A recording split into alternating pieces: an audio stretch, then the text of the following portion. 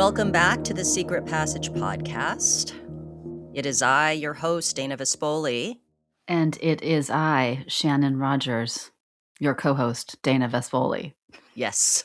Yes, ma'am. And we're back for our third and final episode on the Madeleine McCann case. Today we are discussing how the media handled reporting on this case, its general treatment of Madeleine and her family. And we will, of course, be doing a little bit of comparison contrast to JonBenét Ramsey and the way that the media handled her case back in 97. So without further ado, let's get into it. So one thing that we know for sure is that the media went crazy with this case, with Madeleine McCann when she went missing. In fact, so right in May 3rd, when she went missing, pretty quickly, right away, the day after, the McCanns phoned everyone that they knew, their close friends and family in England, and wanted news to spread as quickly as possible, which it did. So right from the jump, this story dominated headlines worldwide, with outlets like the BBC and Daily Telegraph calling it the most heavily reported missing person case in modern history. Yeah, immediate coverage happened. And of course, the Portuguese media also swarmed the Ocean Club Resort. So this was absolutely overwhelming the media. It was a feeding frenzy. It absolutely was. And, you know, the parents, of course, were using this as an opportunity to make emotional pleas. They were absolutely terrified about what was happening. They were appealing to anyone and everyone through the media. Outlets were broadcasting live from the scene. The story, of course, went viral very, very, very quickly. And it was, I hate to say it, but this is how so often the media handles things, is it made great copy. You know, you have this good-looking, upper middle class, white English family. The daughter is a beautiful little girl. It's a holiday gone wrong. It's a great story, right? Yeah, it's something every single person could relate to, parent or no parent, and could like. I think it probably just struck terror in everyone. You know that you could. It struck terror. Mm-hmm. And then, of course, there's also the wow. She's so cute. It's when bad things happen to people that it seems like bad things would never happen to, right? So, like, you've got the McCanns, they're doctors, their friends are doctors. They're at a resort that a lot of people couldn't afford to go to. Their beautiful white fairy princess looking daughter is missing While they were having tapas at the right tapas exactly. Yeah, it's just So it's bad, and it reminds me quite a bit of the way that people responded to the JonBenét Ramsey case, which is, oh, look, a rich white family. Well, what did they think was going to happen? Their daughter was a beauty pageant kid that won, she was a beauty pageant queen. Of course, this is going to happen. So it's like, I understand, again, with the McCanns leaving their kids alone. There's a bit of that, also that harsh judgment. What did they think was going to happen? They left their children unattended. Right, the moral outrage. So there's a lot of moral outrage. And also it's like a fairy tale turned nightmare. Yes. Like, yeah.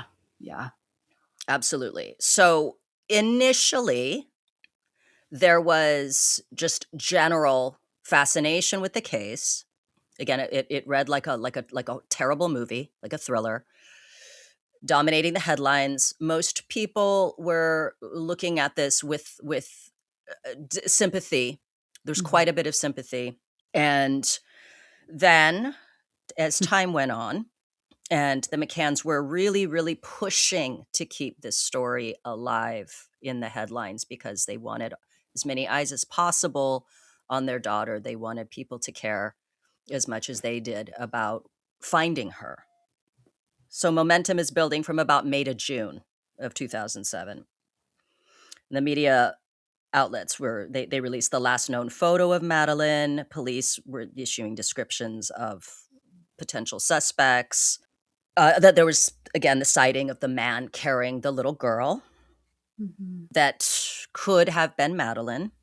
People were reporting sightings from places like Morocco and Malta, and the McCanns had launched the Find Madeleine campaign, which got massive press, and celebrities like David Beckham and J.K. Rowling were amplifying it, turning it into a global phenomenon. But early on, there were gripes about Portuguese police being uncommunicative. This was noted in family statements that were picked up by the UK tabloids. So the McCanns were Oh. feeling like they weren't getting a lot of communication, which again, I think it explains a lot of trying to push this story out worldwide. And then there were the cultural pieces around, like, in Portugal, they do not talk about cases publicly when they're investigating them, so that was a big cultural difference between England and Portugal. I think that also impacted the media and the sort of it ratcheting up, right? Right. And then Yeah. also would stoke resentment on both sides with the McCanns and with the Portuguese saying, hey, don't mess with our legal process. But I also, of course, understand it's a missing child. It's not a murdered child. We don't know definitively what happened to her. We Right. have to raise the alarm. We have to because she's missing. Totally. Keeping it quiet, how the hell are we going to find her for keeping it quiet? So absolutely, I understand that. So then we have some shifting tides about July to August of 2007. Okay, again, Madeleine went missing May 3rd. And then when we get into around July, August, summertime, at this point, sniffer dogs and forensic hints like blood traces in the apartment led to sensational headlines. Portuguese media speculated wildly, and British papers followed suit. On August 6th, reports of blood on the walls hit hard, ramping up the drama. The 100-day mark saw outlets acknowledging she might not be alive, and Jerry McCann released videos about a possible predator. Criticism grew over how the crime scene wasn't preserved, destroying clues. Media outlets like Sky News blasted this as a major failure. So now the Portuguese police are like, yo, are you saying we failed? Like, no, this is not good. This is, Mm. now again, we're dealing with added conflict. And then from about September to December, the Portuguese police named the McCanns as arguidos, which means suspects.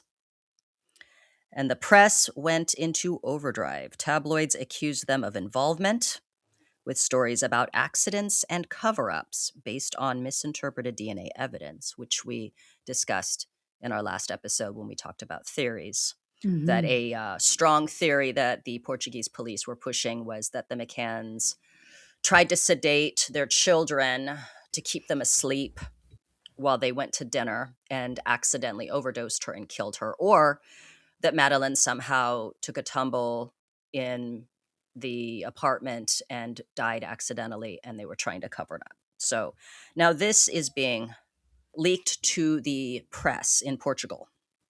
Yeah, tabloids accused them of involvement, the McCanns.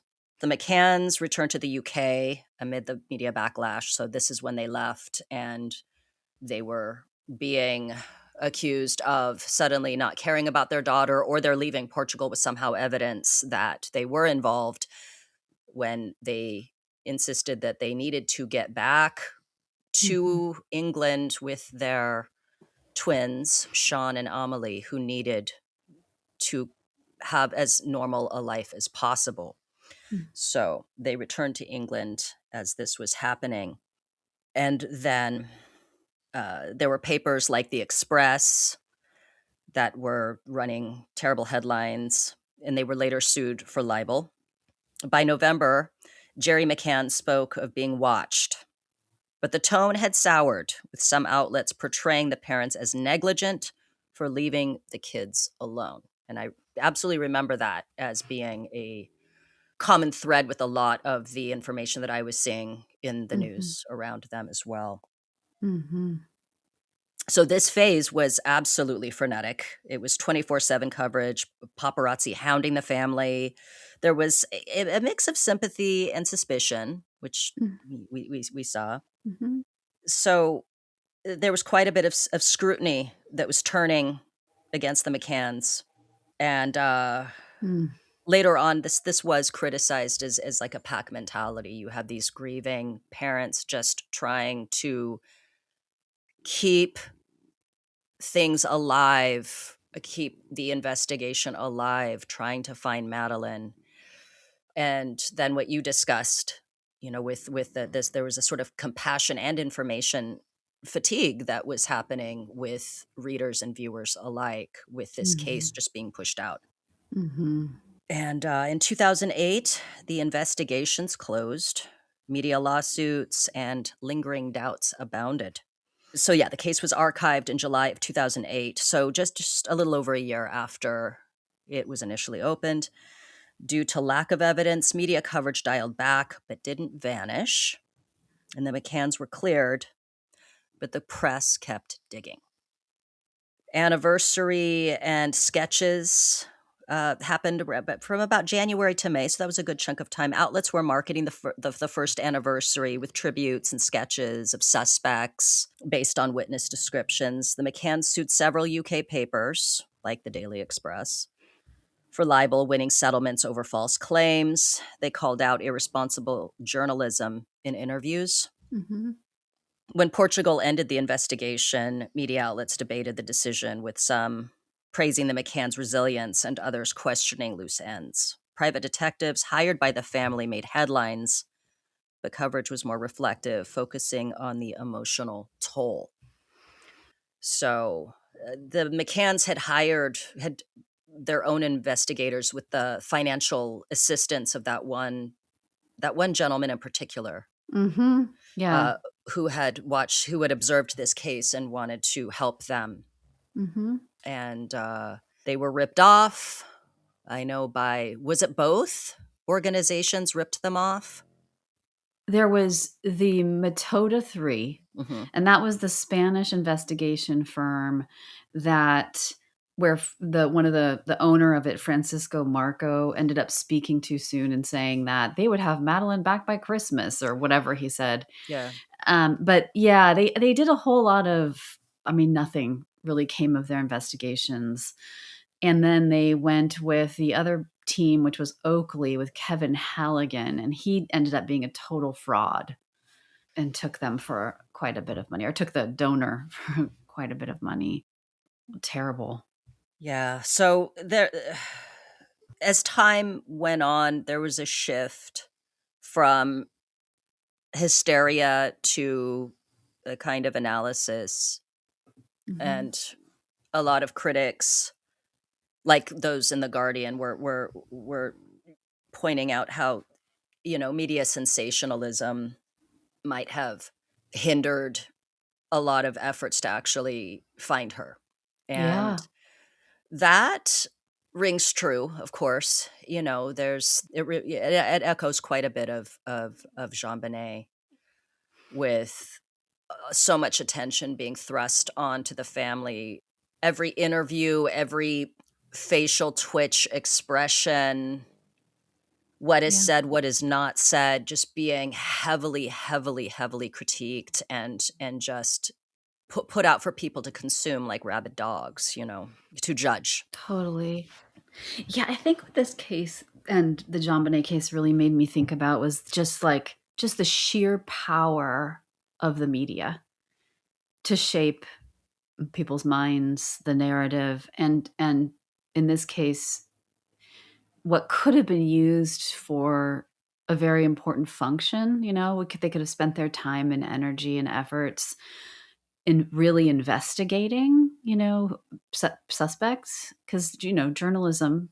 We have investigative journalists that can often do work that the police can't do or don't do, instead of just feeding us this sort of inflammatory blaming. I think of the Geraldo Rivera episode where where he has the mock trial for the Ramseys. And, that entire hour could have been spent, enlisting people to help or exploring different whatever. I mean, it's just it's such a misuse of energy and time. But if there's a profit motive, they're going to do what sells, is what I basically have come to when I think about the media today and the media of yesterday, of those times.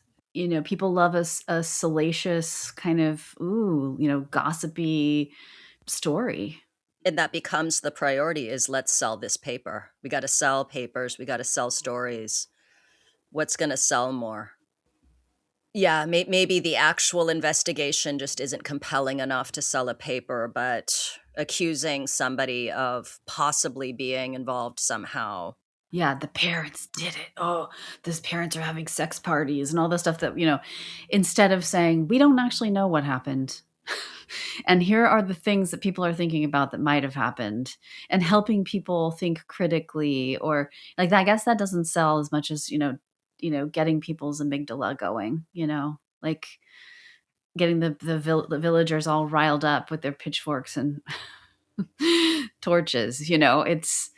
It's sad to be played like that. I feel like that in a way there's like, I think about this a lot, like how our empathy can get weaponized against us, and Hmm. we can be like used for other people's ends.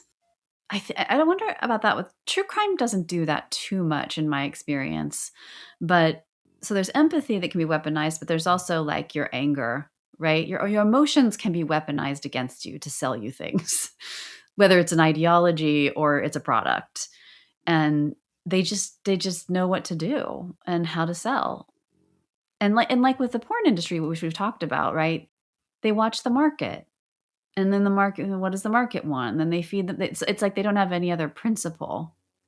Like, who cares what the market wants? We want to actually go try and find the truth here, Right. Well, it's what it looks at, and this is very Mhm. similar to porn, is let's acknowledge that we're dealing with addicts.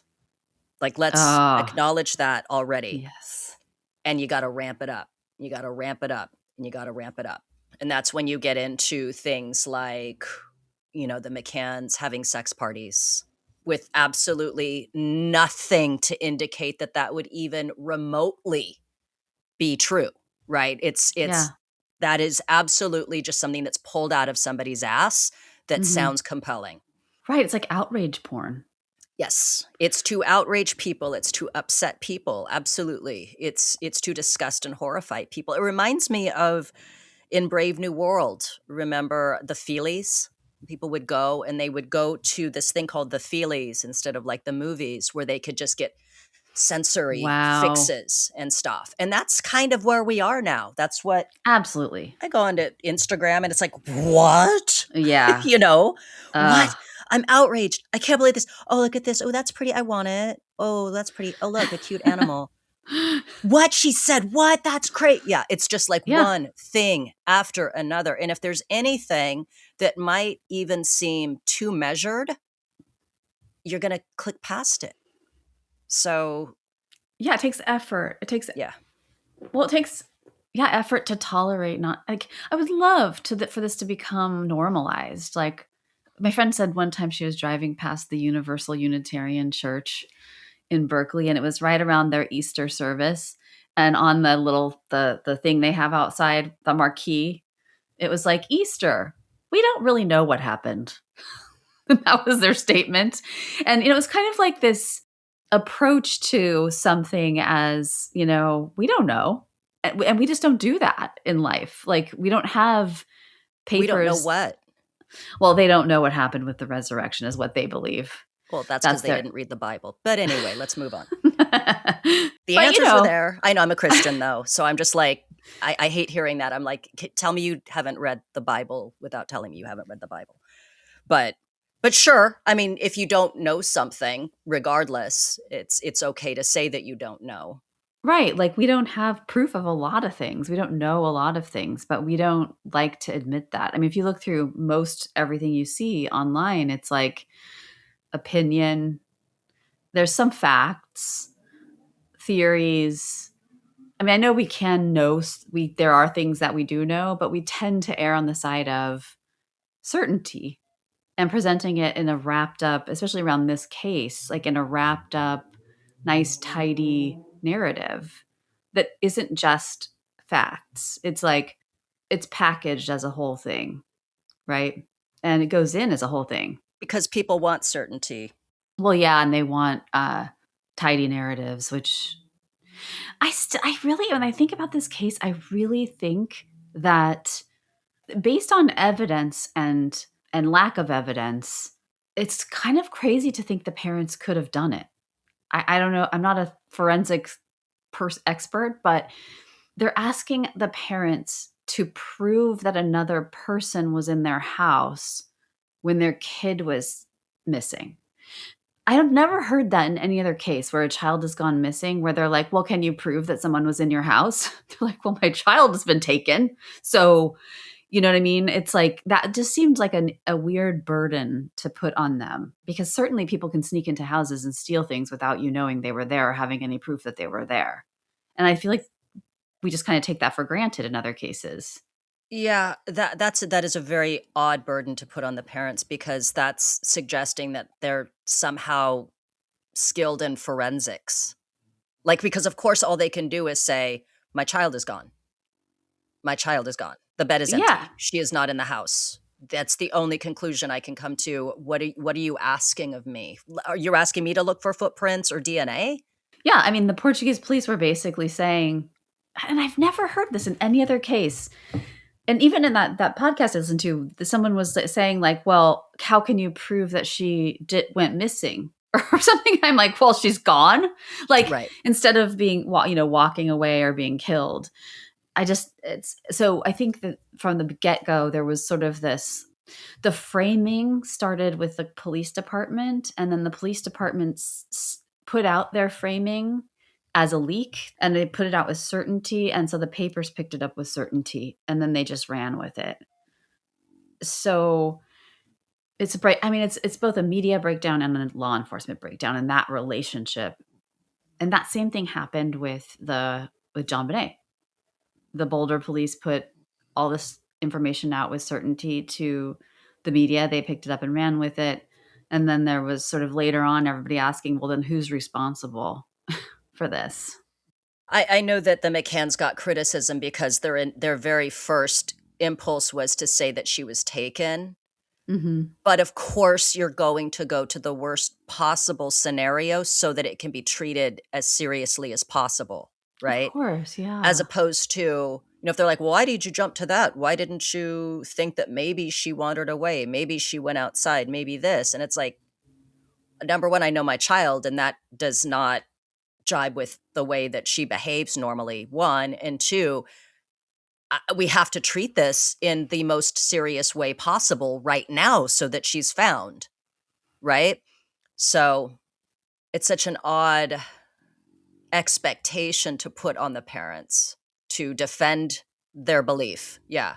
Well, to defend something that most people would just assume is kind of the default. I mean, Yeah. and also it's not provable a lot of the times. I'm sure they didn't. I mean, I can think of a lot of abduction cases, and then where the parents, like, did they have to prove that someone came into the house and got their kid?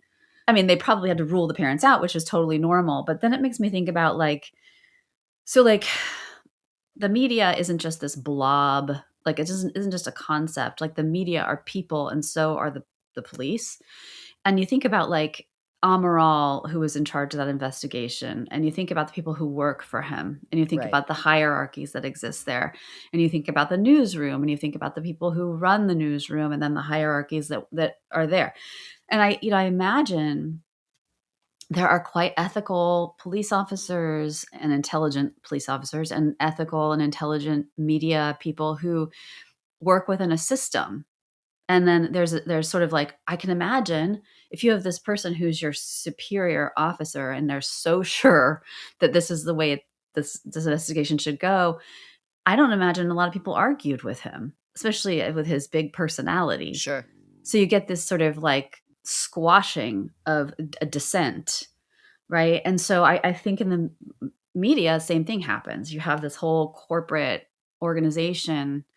You have the writers, the reporters, and then you have the higher ups who have expectations. And so that changes everything. So I don't know. I just think about power structures and how that influences the media. Right. Mm-hmm. And law enforcement. Yeah. So around 2011, Kate McCann releases a book called Madeleine. So this boosted visibility again for the case. And of course, Kate got a good mix of support and criticism in her book. I know that she was criticized. This one thing popped up, and I just thought it was such a weird thing to focus on for the public or some of the readers to focus on.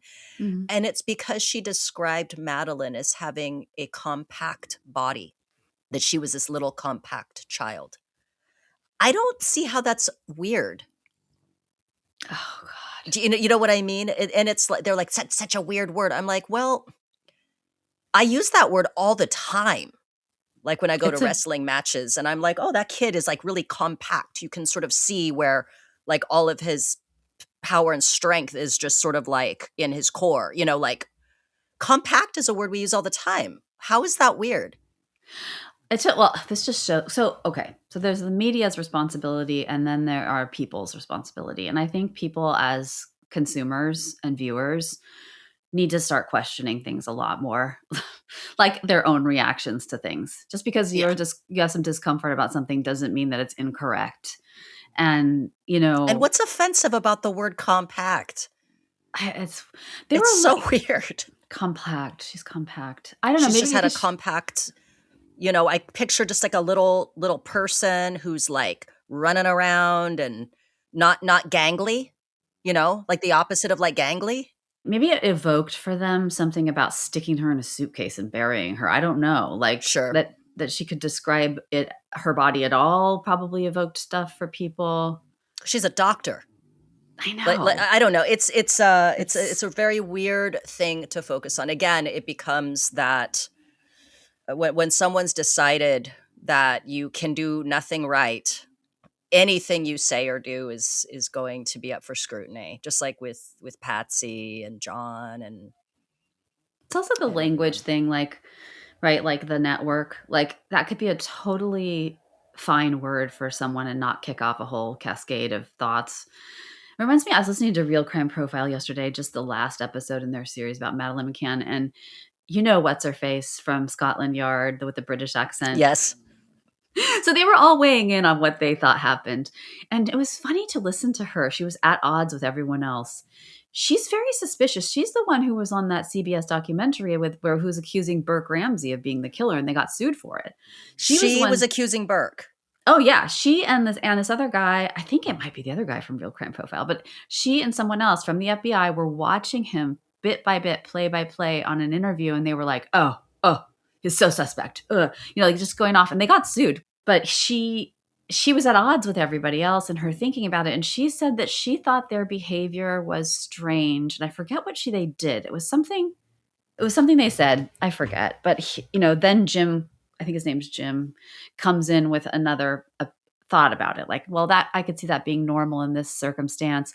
But you can just hear how our own personal biases inform how we respond to things. I mean, and that how we're all just speculating, especially in these two cases, especially. But it's like this is all really a lot of speculation. But people need to realize, I think, when they're being fed a line and who's feeding them that line and what might be their motive for feeding them that line, and then also recognize that we make stuff up all the time. Just make stuff up based on what we hear. And to realize that, like some of these elaborate theories, like, that JonBenét is Katy Perry and that Ghislaine Maxwell stole Madeleine, like it's just, yeah. When there's not a lot of information, we fill it in. Also, Ghislaine Maxwell was way too bougie for Praia de Luge. Like, let's be honest, she's way too like, no. I know. Oh God, totally. That profile did look like her though. That profile looked like everybody. The haircut. That oval thing, that Yeah. also cracks me up, is that they went forward with that e-fit that they drew of the suspect, and it was That just has an no face. oval with hair. Yeah. That had no face. That was so funny. Then in, let's see, 2011, 2012, Operation Grange launches. So the UK police reopen this case, and this led to fresh media buzz. E-fits of suspects were released, and outlets like CNN covered potential breakthroughs. And so around this time, the media tone was beginning to kind of soften towards support, although tabloids were still kind of like speculating.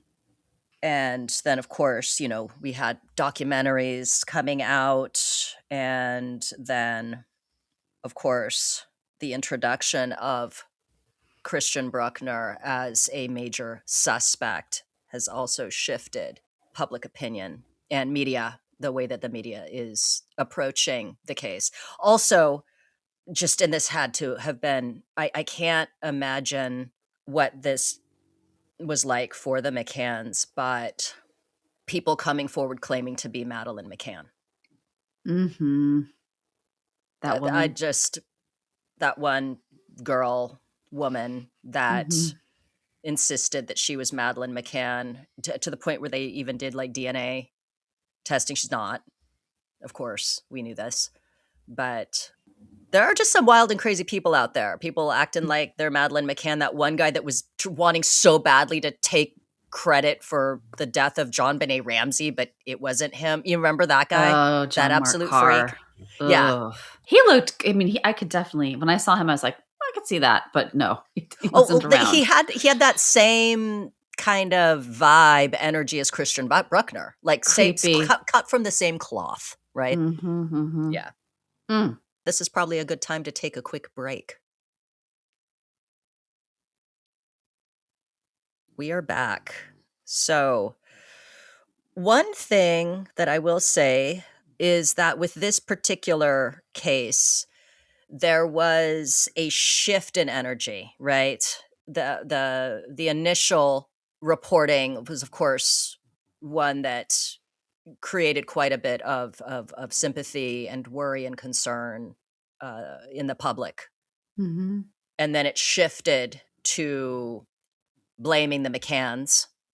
And then it kind of it vacillated back and forth between sympathy and judgment.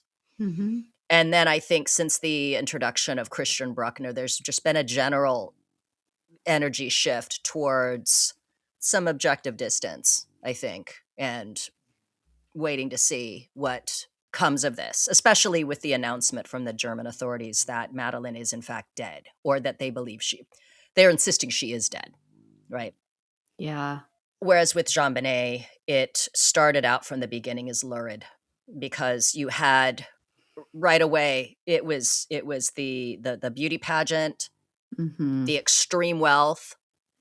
I want to even say some of the southernness of Patsy and John, right? Yeah, and there were so many more images and movies of her that were accessible to people, so it fed this, Right. Yeah, definitely. It started out pretty. I don't remember how long. I mean, it might have been a tiny window of sympathy for the parents, and then it just. But I don't know how the window might have been like a week. I don't know. Everything I ever saw was already sensationalizing it. And Yeah. taking off with that narrative. Yeah. Right. It was lurid from day one. Like my recollection of the case was just they were trying to frame it like it was some sort of a gothic horror tale, as opposed to an actual tragedy that occurred with the McCanns. It's so interesting. Just as someone, we consume so much media. We just automatically, like, as I'm doing this recording with you, my phone is off to the left and it is vibrating every so often with news and information. If I'm trying to take some sort of a break from it, someone is letting me know that things are happening, or I'm being messaged things. And so we're constantly bombarded with information. And there's something really spooky about this idea. It's not even an idea. It is the truth that we are constantly manipulated. We all are. And like I sit here with you and we're talking about this. We're talking about Madeleine. We're talking about JonBenét. We're talking about this information that comes out. And the bottom line is I'm reading the same headlines. I'm getting the same information. It takes energy to sit back and try to frame it as this is one perspective. This is one framing. This is, you know what I'm saying? There's just so much information. Yeah, and you have your algorithms too that shape what information you see and don't see, and it only just takes repetition for us, I think, Right. to like, I was thinking about this yesterday in terms of clients. I was thinking about how sometimes I try to teach people about, like, how our minds work around, learning.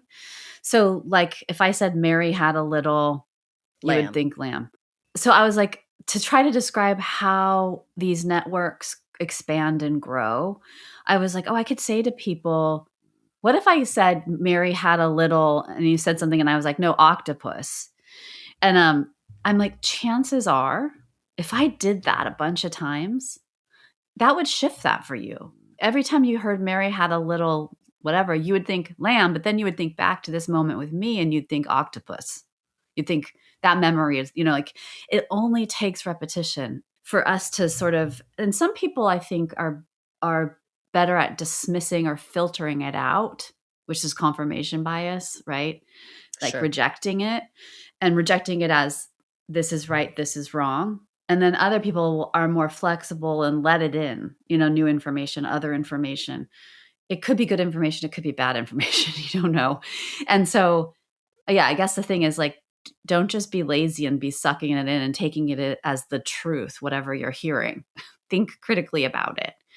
Someone's telling you this, but just because they're a newspaper reporter doesn't mean that they are, corner the market on what's true and real. We just give a lot of power over to the media. And if they're citing sources as being other people we give over a lot of power to, like authorities, then that also has bigger impact on what we will give credit and believe. But yeah, it's like a lot of people are just really passive with information. Yes. And again, I think that also can be attributed in part, at least, to information fatigue. You Oh get so God, tired. It's like, oh, yeah. sure, fine, okay, reputable source, I guess, legacy media. It's fine. I believe it. Ironically, we're at a time in history where information can be transmitted instantly, right? I think back even to like, I mean, shoot, we didn't have it yet. We didn't have it, but we had people. It was at a time when people could afford to buy camcorders, right? So you had the Rodney King incident. So that was recorded, Yeah. and that shifted things greatly, and it was revolutionary. Mhm. So, and it can affect change, right? So I Mhm. think about, like, you can prove that you're innocent or prove that you're guilty within seconds. But ironically, at the same time, because of how much information can get out there, things can be shaped and molded to present you in a completely different way. And then that Yes. same information is used as evidence that, in fact, the version that's going out is the correct one, not the Yep. one that you are insisting for yourself, right? So, and I know, again, we have our what we believe, and what we won't know until DNA is actually tested. Mhm. But I believe enough in the evidence that Patsy and John and Burke were exonerated, right? There are people who believe that, that John molested and murdered his own daughter. And they'll believe that forever, right? Yeah, yeah. Even now, yeah. Even when the DNA comes out, probably. Right. Like, Yeah. If mhm. you don't want to believe something, you will find a way. That you will find well, he's rich and powerful. He used someone else's DNA. He's got connections. He's connected. But yeah. And the same thing with the McCanns. There's probably someone out there that really believes that Kate was assaulted by a stranger and Madeleine was killed, and Kate is trying to protect her life. by not telling the truth. So I'm going back to that one Reddit thread that was like, this is Oh, what yeah. I think. Kate had a bruise on her arm. I'm sorry. I still go back to that. She had a bruise on her arm. Therefore, this is what happened It based is on nothing but a honestly, bruise. It's terrifying. There are it's people like that out there. I would never want to be tried by a jury of my peers. Never. Yeah. I think the media needs to, I mean, really, I think they really need to take more responsibility. I just think it's so, or suffer the consequences, which is now people don't trust them. A Yeah. lot of people, many people don't trust them. There's a lot of loss of faith in this institution for good reason. And just think about the real life hurt. That's another piece of this is like, I just think about the experience of someone who just lost their child in the most horrific way possible. I mean, it's always horrific, I guess, to lose your child. And to be talked about that way, and to have other minds turned against you. I mean, I guess it's a good opportunity to learn to not give a shit what people think about you. But what a pile on. And I was so happy to see that when they moved to that little village in England, the McCanns, that village really sort of surrounded them and protected them from media. I watched a documentary, and I don't think it was the Netflix one, but where they were reporters were trying to talk to the townspeople, and they were like, no, like, we're not going to do it. They need this space and time and to live their normal lives. And it was such a wonderful thing to see that people could rally and against and protect from that. Yeah, community is so important, and that restores so much faith. That restores my faith when I hear stories like that. Just the absolute grief that we saw just in images, distant video footage of Kate walking, Hmm. regardless of whether or not you believe that they accidentally killed their child, didn't accidentally kill their child. The child, it just was taken. But to look at a woman who is absolutely grieving and just shaken, and to heap so much abuse on that person is just so, I don't understand it, you know. I know I don't know if these exist or don't exist, but I think about all the articles that could have been written from like a meta perspective, like a perspective of, well, their perspective, imagine what it's like to try to encourage like empathy or compassion or even like thought exercises like, okay, so what if they did? Well, then what? Like, what if their kid accidentally died? Well, then what? Are they like beyond redemption? Are they not forgivable? Are they, you know, scum like you're treating them? It's like, it just feels so, manipulated is a really good word. I feel so manipulated by the media so often. Like Tim and I watch media now on, like news programs, or Sure. they're not really more like talk shows, but we play like spot the propaganda, because a lot of it's just empty. It's just you can see there's not a lot of facts being discussed, nothing like about policy.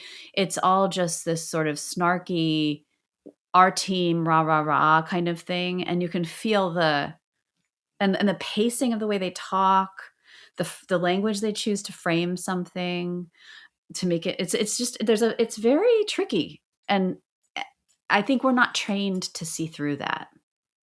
I think in Right. other cultures they are, but in our culture, I think we just drink it up, a lot of us. I mean, people are more skeptical now, but yeah, it would be nice to have, another sort of perspective. I guess that's what the true crime community does fill. It's like people who are not, of corporate media can have more nuanced conversations, it seems like us, Right. which is great.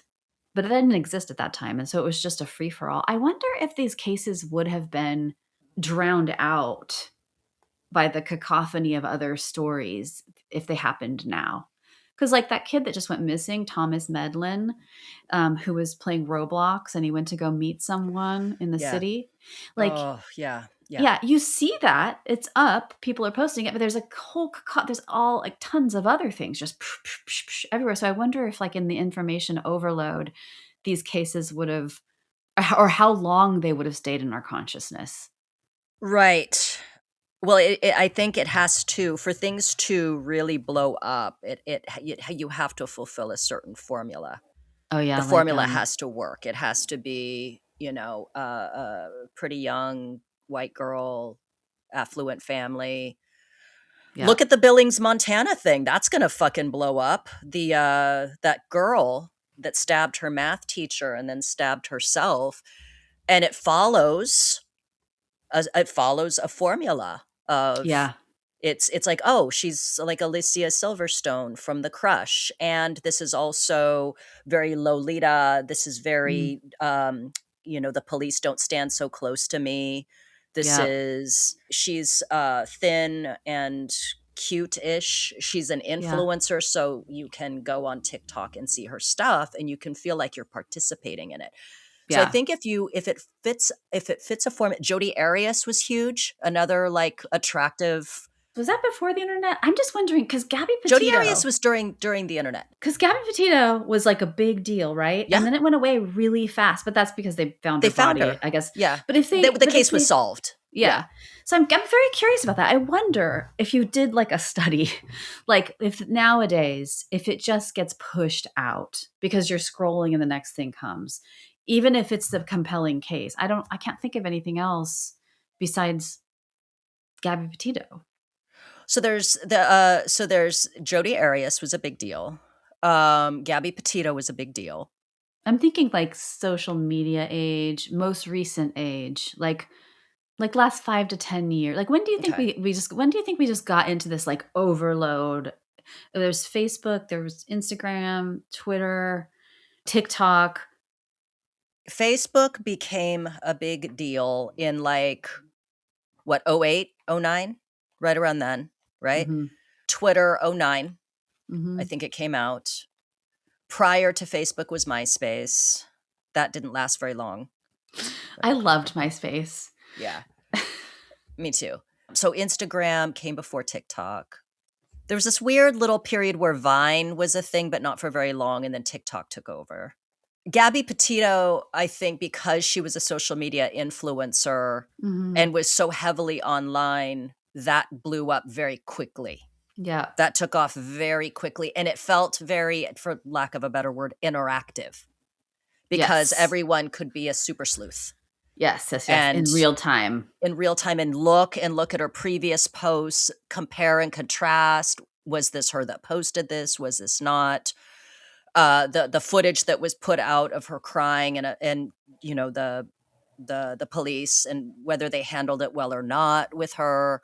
Mhm. So that was very viral. That was a very viral story, and again, it had all the components to work Mhm. as something that would have energy. You had the pretty girl, you had the online, like chronically online, something that everyone kind of like was at the time coveting, this van life artsy type thing. It was like of its time, and I think that's the thing where it becomes viral because of online people that are chronically online seeing that, I think, and Mhm. running off with it. And creepy boyfriend, that was another piece, Oh, like, dude. whoa, oh gosh, like, And his parents, like, come on, dude. Oh, jeez. oh, I just imagined, like, the farts in that van. Just, like, sleeping together in the van and, like, just vanning it in the tiny space together. She would get mad at his dirty feet with sand on them. You know about this, right? Yeah. Oh. Yeah, just the having to live with another person in a van like that, and, oh, what a Oh, nightmare. without him being a control freak and abusive, that's would be hard enough. But then you add to that he was a terrible person. Right. Well, and also like they're so young. Who knows how much money they had? Like this desire for stardom and the social media. And it just like it just was a mirror for us in some ways, right? Like a dark mirror for our culture. Yeah. But those stories are compelling because we can relate to them, we can participate in them. You covet an aspect. Like there's something Mhm. to be said for, even with like the JonBenét Ramsey story, is, the lifestyle that they had was one that many people would covet. I certainly am not ashamed to admit that. Are you kidding? I'm like, oh, they're wealthy. They have no worries. They, you know, can do all of this. So it's, you're looking at characters, quote unquote, that are wealthy, happy family. These are things you want. And then something goes wrong, right? And then McCann, same thing. Like they can afford to go on vacation for a week to a resort with all their friends. Like, must be nice. They have good jobs. And then something happens. So you're kind of looking at these people, and it's like on the surface, prior to the tragedies, oh, they're leading lives that I covet. And then these things happen, and then it's compelling because it's like, oh shit, something bad happened to them. There's probably a lot of envy. And, Sure. when we envy something, we often try to destroy it. And yes, like Schadenfreude. the joy, yeah, well, the joy people see sometimes, right? And Yeah. watching other people fail or Yeah. suffer or have something. It's interesting how dehumanizing the coverage is, like how it's so easy to lose track of them as real people with real hearts, and just like us, right? They're just like us. I mean, they have different circumstances in their lives and different socioeconomic status than a lot of us, but they're human like us. And it's strange how quickly it can transform, how easy it is to dehumanize a person. Right. Well, and then for these people, like I see sometimes, I don't know if you ever watch like little clips of like Harvey Levin, and he's like the TMZ guy, and he's like talking to his TMZ reporters, and they're all standing there talking, and the way they talk about people. And there's one situation a long time ago where Harvey Levin is talking to Paris Hilton, and he's telling her all of the mean things that people say about her, right? Oh, That they've written in, like just terrible, terrible things. And she's standing there listening, and he's like, they say this, they say that, they say this, they say that. And she's just kind of looking like she doesn't know what she's supposed to do with this information. And I'm like, you cannot tell me that Harvey Levin wasn't enjoying every second of him tearing her down. Of course, it's not him tearing her down. He's just reading her all the terrible things people say. And it's like, you don't have to like Paris Hilton. You don't have to. I actually like her a lot more now than ever after I watched this documentary about her, and she talks about going to that horrible fucking wilderness school where people were getting abused and all that. whoa. You know about that, right? No, I was wondering why she keeps showing up in my Twitter feed and she's like doing all this singing. And I'm like, where'd this come from? Oh, she sings. Yeah. Oh, okay. Yeah. Remember that song in a Promising Young Woman when Bo Burnham is like singing in the pharmacy? Oh, That's uh-huh. Paris Hilton Oh, song that he okay. sing. Yeah. So that's playing. But yeah, she has a singing career. She was a DJ for a while, but no, when she was a teenager, she was out of control, and her parents did that thing where the people show up at your house and they like put a bag over your head and they haul you out, and then you end up in Utah and you're doing like horrible, like hard, brutal labor. Gotta learn a lesson. Right. Mhm. That happened to her. Mm. So she does a lot of like advocacy for kids coming out of those situations and all that. But anyway, regardless of whether or not you like Paris Hilton, to look at someone in the face and just try to make their feelings hurt, trying to upset them, you're an asshole, dude. You're a fucking dick. I don't think anybody's going to argue with me about whether or not Harvey Levin is a nice guy or not. His entire career was made off of just treating people like absolute shit, stalking celebrities, making fun of them, trying to dredge up horrible Ew. information. But like you have to really cut yourself off from any shred of humanity that exists inside of you to do a job where you are reporting on someone's misfortune, trying to tear them down in some way to amuse a public for better ratings. Right. Like, or to making up their misfortune. I mean, Yeah. creating their misfortune. Yeah, it's wild. I mean, that's, again, I'm like, well, there's a market for it. I think of like the Roman Colosseum. Yeah. I mean, that's the thing, is like, should everything be play to that market? Are you not entertained? Is that in Gladiator? Right. I never saw Gladiator. Joaquin Phoenix, I think, is yeah. It's so good. I just, man. yeah, I agree wholeheartedly. We are all in the seats watching someone like literally being torn apart by lions. Yeah. And then there's the figurative, watching people get torn apart. And just, we all hope and pray that we're never on the receiving end of that. Somebody called us two hags on our Instagram. Like I give a fuck. I'm like, you're right. I'd say 95% of the time I am a hag. I prefer crone.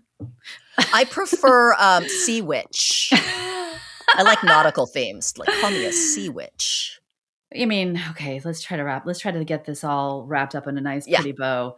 Take some responsibility for yourself as media consumers, and media, like, get a conscience or something. I don't know. Get some values. Order one off of Amazon. They might have a sale coming up for Valentine's Day. Same day delivery. Yeah.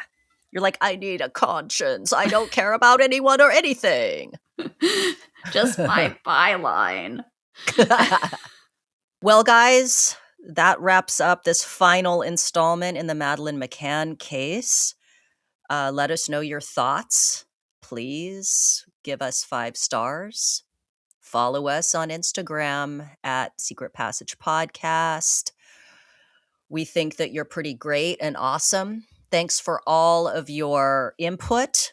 Even when it's negative, it's still fun to read. And we will see you next week. Bye.